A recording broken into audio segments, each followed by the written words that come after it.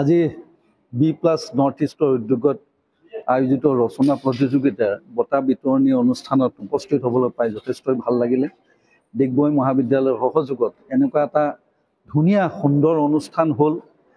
ৰচনা আমি সৰুতেও লিখিছিলোঁ আৰু ৰচনাই এজন ব্যক্তিক আচলতে চিন্তাশীল সৃষ্টিশীল কিছু কাম কৰিবলৈ উদঙনি যোগায়।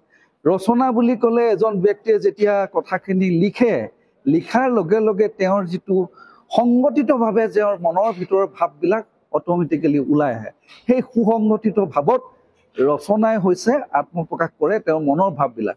আৰু যিটো বিষয়ৰ ওপৰত তেওঁক ৰচনাখন লিখিবলৈ দিয়া যায় সেই বিষয়টোৰ ওপৰত তেওঁ সবলভাৱে এটা যুক্তি দাঙি ধৰিবলৈ চেষ্টা কৰে। সেই যুক্তিৰ আধাৰতে ভৱিষ্যতৰ দিনত তেওঁ এজন ৰেচনেলিষ্টিক যুক্তিবাদী এজন ব্যক্তিৰূপে প্ৰথম সমাজত খোজ পেলায় আৰু ভৱিষ্যতৰ দিনত তেওঁ সেই যুক্তিৰ আধাৰত পৰিচালিত হৈ পেলায় যে মই বস্তুটোক ছাপোৰ্ট কৰিলোঁ, এই বস্তুটোত মোৰ সমৰ্থন আছে।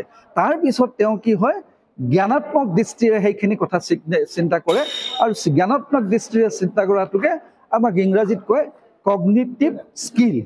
আৰু এই কগনিটিভ স্কিলটো যেতিয়া হৰণ কৰা হয় ভৱিষ্যতৰ দিনত তেওঁ এজন ভাল বিশিষ্ট নেতাৰূপে তেওঁ আত্মপ্ৰকাশ কৰিবলৈ মানে সুবিধা পায়। আৰু এজন বিশেষ ব্যক্তিয়ে তেখেত লণ্ডন স্কুল অফ ইকনমিক্সৰ প্ৰফেচাৰ আছিলে। তেওঁ কৈছিলে যে শিক্ষাৰ উদ্দেশ্য হ'ব লাগে আনক শিক্ষা দিব পৰা যোগ্যতা আহৰণ কৰা। গতিকে শিক্ষাৰ উদ্দেশ্য যদি তেনেকুৱা হ'বলগীয়া হয় আমি ভাবোঁ ৰচনা প্ৰতিযোগিতায়ো ক'ৰবাত এই ধৰণে এজন ফুলকমলীয়া ছাত্ৰৰ মন মগজু বিকাশত যথেষ্টখিনি সহায় কৰে। তেওঁৰ ভিতৰৰ পৰা যিটো ষ্ট্ৰাকচাৰ সুসংগঠিতভাৱে যিবিলাক মনৰ ভাৱ আত্মপ্ৰকাশ হ'ব লাগে সেইখিনিত ৰচনাই যথেষ্টখিনি সহযোগিতা আগবঢ়ায়। সদৌ মই উদ্যোক্তাক মোৰ শতকোটি প্ৰণাম জনালোঁ এনেকুৱা এটা ধুনীয়া সুন্দৰ অনুষ্ঠান কৰাৰ কাৰণে। আৰু মই সকলো এই অনুষ্ঠানত ভাগ লোৱা সকলো প্ৰতিযোগীক যিসকলে পুৰস্কাৰ পালে তেখেতলোকৰ লগতে যিসকলে পুৰস্কাৰ নেপালে তেখেতলোকলৈ মোৰ আন্তৰিক অভিনন্দন আৰু শুভেচ্ছা জ্ঞাপন কৰিলোঁ। ভৱিষ্যতৰ দিনত B+NEৰ সহযোগত এনেকুৱা ধৰণৰ অনুষ্ঠান হৈয়ে থাকক যাতে আমাৰ মাজত এই সৰু সৰু ছাত্ৰ ছাত্ৰীবিলাকৰ মন মগজুত যাতে বিকাশৰ কাৰণে তেওঁলোকে এটা সুবিধা আৰু সুযোগ দিয়ে তাৰে কামনা কৰি মোৰ এই চমু বক্তব্য সামৰণি মাৰিলোঁ। ধন্যবাদ। B+NEৰ উদ্যোগত এটা আজি ৰচনা প্ৰতিযোগিতাত প্ৰথমে মই উদ্যোক্তাসকলক নমস্কাৰ জনাইছোঁ। কাৰণ আজি অতি ভাল লাগিছে কেলে ৰচনা প্ৰতিযোগিতা আমি স্কুলতে ৰচনা লিখিছিলোঁ। কাৰণ খুব ভাল লাগিছে কেলে আমি ৰচনা স্কুলত পালে শেষত থাকিলেও আগত লিখিবলৈ চেষ্টা কৰিছিলোঁ। কাৰণ আটাইতকৈ নম্বৰ পোৱাৰ বিষয়টো আছিলে ৰচনাই। সেইকাৰণে ৰচনাটো লিখি যিমান ভাল লাগে অন্যবোৰতকৈ বহুত বেছি ভাল লাগে। গতিকে ৰচনা প্ৰতিযোগিতাই আধ্যাত্মিক জ্ঞানো আহৰণ কৰিব। গতিকে বছৰে বছৰে পাতি থাকি এইবিলাক আধ্যাত্মিক জ্ঞান আহৰণ কৰি ছাত্ৰসকলক উৎসাহিত কৰিব। ভৱিষ্যতলৈও এনেকুৱা প্ৰতিযোগিতা পাতি থাকক, ৰচনা লাগে প্ৰবন্ধ হওক আৰু কিবা কিবি পাতি থাকক, আমাৰ সহায় সহযোগ থাকিব। গতিকে ইয়াকে মই ধন্যবাদ দিছোঁ। নমস্কাৰ। B+NEয়ে বৰ ধুনীয়া অনুষ্ঠান এটা আয়োজন কৰিলে। বহুতবাৰ দেখিছোঁ পৰ্টেল নিউজ চেনেল যদিও একেবাৰে চালুকীয়া এটা নিউজ চেনেল। জন্মলগ্নৰ পৰাই দেখি আছোঁ ভাতৃপ্ৰতিম দুজন ল'ৰাই এই অনুষ্ঠান ভাগ আৰম্ভ কৰিছে।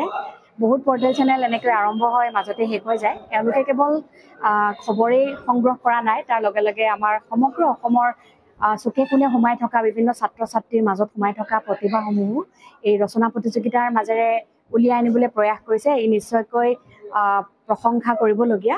ধন্যবাদ জ্ঞাপন কৰিছোঁ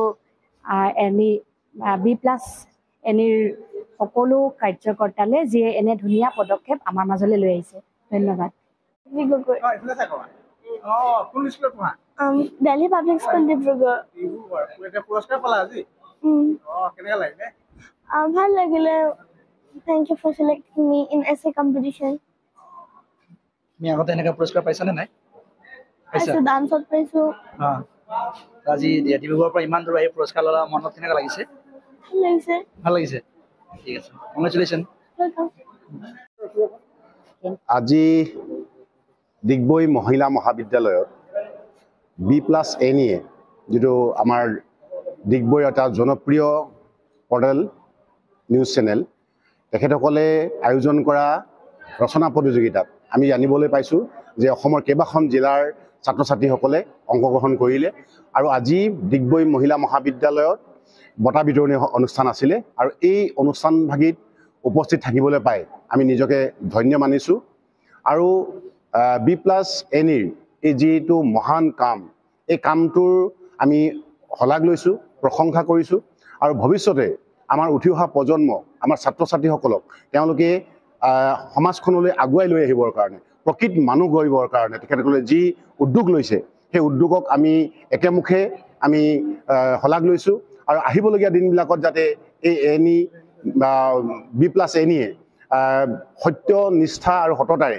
আমাৰ এই ডিগবৈ অঞ্চলৰ লগতে তিনিচুকীয়া জিলাখনৰ বা অসমৰ যিটো সত্য বাতৰি আৰু যিখিনি বঞ্চিত হৈ থাকে প্ৰচাৰ বিমুখ হৈ থাকে এই তেনেকুৱা সকল ব্যক্তিক সমাজলৈ আগুৱাই আনি সমাজখনৰ লগত পৰিচয় কৰাই দিব আমি এই মুহূৰ্তত সেই কথাখিনি আশা ৰাখিছোঁ আৰু যিসকল ছাত্ৰ ছাত্ৰীয়ে এই ৰচনা প্ৰতিযোগিতাত অংশগ্ৰহণ কৰিলে সকলোকে আমি ধন্যবাদ জনাইছোঁ যিসকলে পুৰস্কাৰ পাবলৈ সক্ষম হ'ল তেওঁলোকক আমি অভিনন্দন জনাইছোঁ আৰু যিসকলে পুৰস্কাৰ পাবলৈ সক্ষম হোৱা নাই তেওঁলোককো আমি ধন্যবাদ জনাইছোঁ আৰু তেওঁলোকৰ যি প্ৰচেষ্টা এই প্ৰচেষ্টা যাতে কোনো কাহানিও থমকি নৰয় আৰু তেওঁলোকে অদূৰ ভৱিষ্যতে একোজন ভাল অসমৰ ভাল নাগৰিক হৈ অসমখনক যাতে আমাৰ অঞ্চলটোক যাতে তেওঁলোকে জিলিকাই তোলে তাৰ বাবে এজন প্ৰকৃত মানুহ গঢ়িবৰ কাৰণে তেওঁলোকে আগবাঢ়ি যাব ইয়াকে আজি আমি কামনা কৰিছোঁ আৰু B+NE যিসকল উদ্যোক্তা সেই উদ্যোক্তাসকলে এনেকুৱা ধৰণৰ এটা মহান কাৰ্যসূচী লোৱাৰ B+NE সদায় সঠিকৰ সন্ধানত